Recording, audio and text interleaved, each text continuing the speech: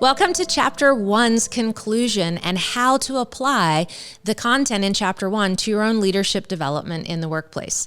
Now, you might be asking yourself at this point, Yetta, you just took me on this journey. The title of this chapter, why are you killing yourself?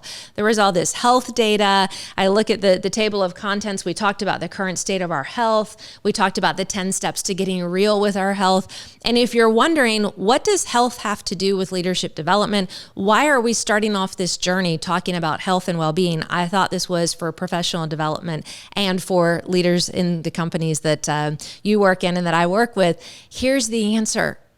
Your greatest wealth is your health. If you are not vibrant, healthy, able to pay attention, and your biology is not in check and in alignment, you're not going to show up and feel great. And if you don't feel great, guess what? You don't do great work. And the mind and the body are connected. They're intertwined. So if you've been reading through Chapter 1 and watching the videos and learning and doing a deeper dive into this, I hope by now you understand health and well-being is the foundation to all success. I had my first career in corporate wellness and worked with enormous amounts of leaders and companies developing health and wellness programs. And it would always surprise me and the companies I worked with how shocked people were of how their leadership would actually begin to improve when they would sleep better, when they would eat better, when they would get exercise. All of these components actually do impact your behaviors. As we get deeper into the work, you're going to understand there's a biology to belief systems. Right now, we're talking about the biology of how your body works, how it's operating, and are you in an optimal place of health?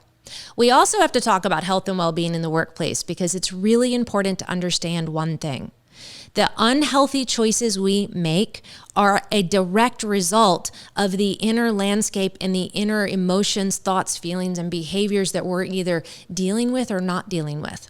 And some of us got some patterns we've learned when we get stressed, when we're not getting our needs met, to use unhealthy mechanisms to manage that emotional state. So if we're going to go into this Enter MBA work together and we're going to mindfully master your behaviors and your aspirations, we have to take a hard look at where do you numb your pain? Where do you shame it? Where do you blame it? Do you use food? What habits do you have in place? Is there alcohol involved? What are you doing in your own health behavior? It does have a direct correlation on your leadership, on the biology of your brain, if your brain can stay engaged, if it, as I mentioned, can stay focused. So health and well-being, that greatest, the statement I made that your greatest wealth is your health, is absolutely the foundation in which I've built my entire career, all of my leadership development on, and all of the programs that I've offered all the companies I've worked with.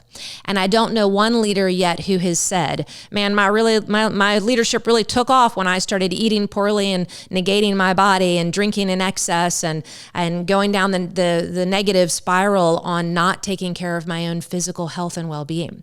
This Inner MBA program is a holistic program. We can't talk about the mind and masterfully and really mindfully mastering your mind and your behaviors and your aspirations without looking at what's your current health status.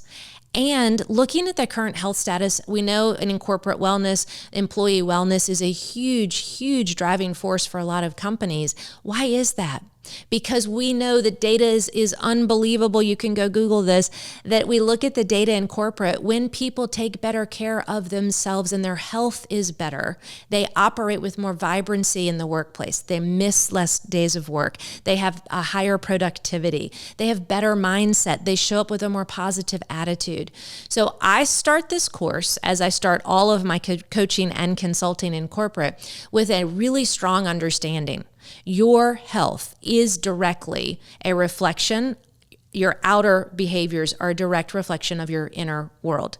So this Inner MBA is getting you to wake up and start to take a look at, I can't help you to stop fighting the urge to eat the cheeseburger without helping you to understand what's underneath the cheeseburger, what's driving the behavior. And so this is where we go a little bit deeper than just typical health and wellness in the employment industry. We're going to get you to understand in this inner world what is driving why I do the things I do. the sugar, the food, the shopping, the whatever health behavior is out there that you've had a chance to take a look at, you're going to get a better understanding and more clarification to know how and why am I behaving the way that I am as we move into the next chapters. So in chapter 1, just to kind of help you take this back into the workplace with some immediate resources. Letting go of judgment of why you might do what you do, the poor health habits that you have, and also the poor health habits of your team and of your coworkers. We're all doing the best we can with the level of awareness that we're at. The statistics that were in this chapter weren't to scare you. I don't want you leaving here and thinking, oh my gosh, it's terrible, we're all dying. And maybe we all are dying, but you do have a choice to stop killing yourself with poor health behaviors and habits. And that's something that really is important in leadership development. I cannot stress that enough. You feel better, you do better, you get better. That's the way that this works. And you're starting to read into the book the mind, the body, and what I call the spirit, or you might want to call it the soul, interchangeable, that trinity of who you are. While we don't necessarily talk about all three of those openly in the workplace, if we're going to have some honest conversations about what's going on in your inner world as a leader, that trinity is something that we can start to begin to investigate. And that's how you use the information in this chapter is, I'd like to take better care of myself, and I'd like to have an environment in a workplace that offers for my employees and my team members and my company to take better care of themselves. Because when we do feel better, we can actually show up and do better.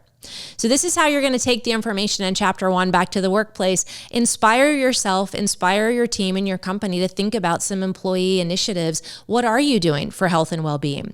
Do you have opportunities for people to eat healthy, for people to walk and move and exercise, to work with their stress, their mindset?